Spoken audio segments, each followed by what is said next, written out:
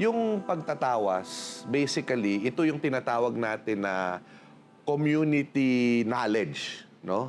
Na binibigay ng mga tinatawag nating community healers. Nung unang panahon, meron na tayong ganyan. At ito yung babaylan. Sila yung kumakausap sa mga anito at sila yung nagbibigay ng mensahe ng mga anito sa bayan. Pero, usually, ang babaylan, dahil wala namang mga doktor noon, siya din yung umaaktong scientist ng lipunan. So yung astronomiya, alam niya, at alam niya rin yung health science. At yung health science noon ay nakabatay doon sa mga halamang gamot.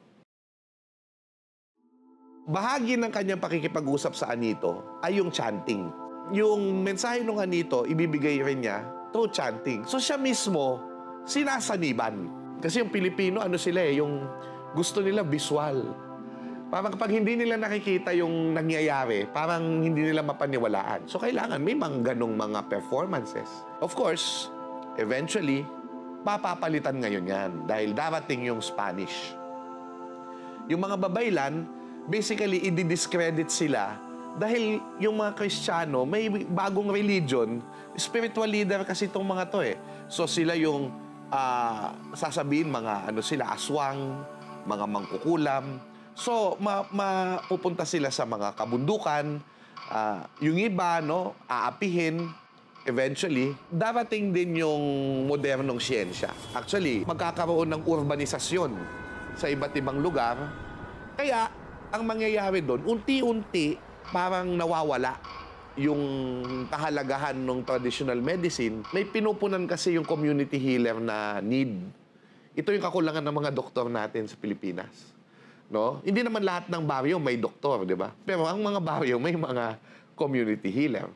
At nakikita sila bilang iginagalang sila ng lipunan kasi matagal na sila doon.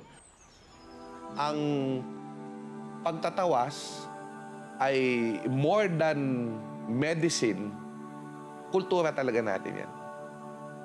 Yan ay sisidlan ng ating pagkataong Pilipino, ng pakikipagkapwa. Hanggat kaya ko, habang ako'y nabubuhay, tutulong pa rin ako sa Panginoon at ikaloy sa tao.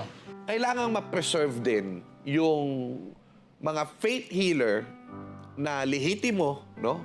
At kabilang sa bayan, kasi sila yung living embodiment, yung nabubuhay na link natin sa mga babaylan, sa mga katalonan, sa mga manggagamot nung unang panahon. No? Kaya kayamanan sila ng ating bayan. Hanggat ito